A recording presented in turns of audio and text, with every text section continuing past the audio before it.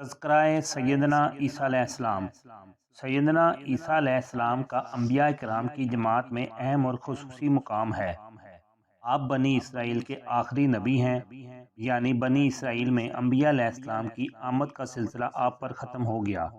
اس خصوصیت کے علاوہ آپ کی اور بہت سی خصوصیات ہیں جن کو ہم نے تفصیلات میں بیان کیا ہے۔ آپ کے بعد اللہ کے نبی کریم صلی اللہ علیہ وسلم آخری نبی آئے۔ آپ کے اور حضور اکرم صلی اللہ علیہ وسلم کے درمیان اور کوئی نبی نہیں آیا۔ آپ کے 571 سال بعد ہمارے نبی آخر الزمان جناب محمد رسول اللہ صلی اللہ علیہ وسلم کی ولادت پاک ہوئی۔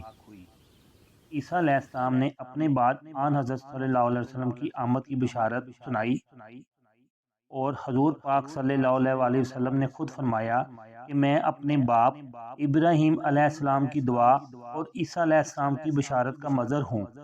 اللہ تعالیٰ نے آپ کو اپنی قدرت سے آدم علیہ السلام کی طرح بغیر باپ کے پیدا فرمایا، یعنی جس طرح اللہ تعالیٰ نے ابو البشر سیدنا آدم علیہ السلام کو اپنی قدرت اور اپنے حکم سے بغیر ماں باپ کے پیدا فرمایا، تو عیسیٰ علیہ السلام کو بغیر باپ کے پیدا فرمایا۔ جس زمانہ میں آپ عیسیٰ علیہ السلام پیدا ہوئے، اس زمانہ میں حکمہ اور اتباع کا بڑا زور تھا۔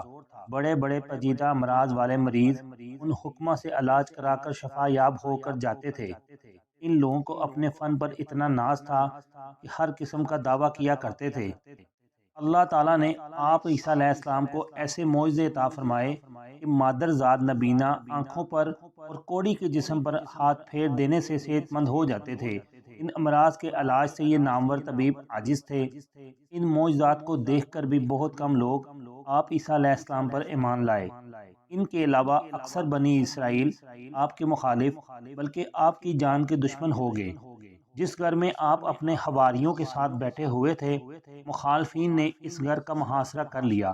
اگر ان کے بس کی بات ہوتی تو آپ کو قتل کر دیتے، لیکن اللہ تعالیٰ نے آپ کو اپنے فرشتوں کے ذریعے زندہ سلامت آسمان پر اٹھوا لیا، اور آپ کا مشابہ ایک آدمی کو پکڑ کر سولی پر چڑھا دیا، اور دھوکہ میں یہ سمجھے کہ ہم نے جس کو سولی پر چڑھایا ہے وہی عیسیٰ علیہ السلام تھے۔ قرآن کریم میں اللہ تعالیٰ نے مخالفین کے اس خیال کو غلط قرار دیا ہے اور فرمایا ہے کہ ہمارے بندے عیسیٰ علیہ السلام کو نہ تو قتل کیا نہ وہ سولی پر چڑھائے گئے، بلکہ ہم نے ان کو اپنے پاس بلا لیا۔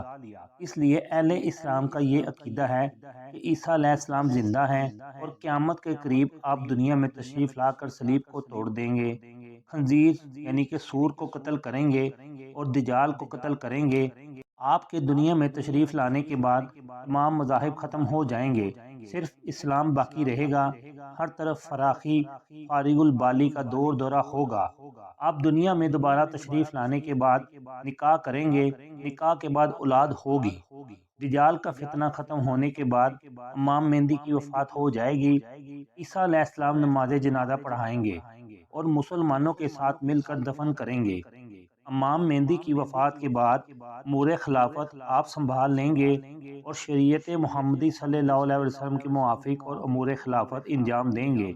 40 سال آپ کی مدت خلافت ہوگی، پھر وفات پا کر حضور اکرم صلی اللہ علیہ وسلم کے پہلو میں دفن ہوں گے۔ ان بیان کردہ خصوصیات کے علاوہ آپ کی زندگی میں بہت سے واقعات بہت اہمیت کے حامل ہیں۔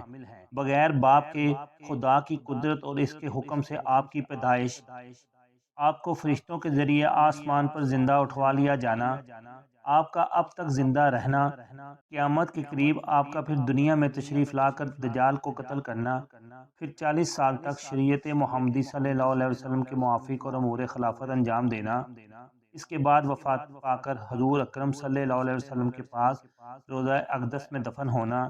آپ کی وفات کے بعد بددینی بڑھنی شروع ہو جائے گی، علم کم ہو جائے گا۔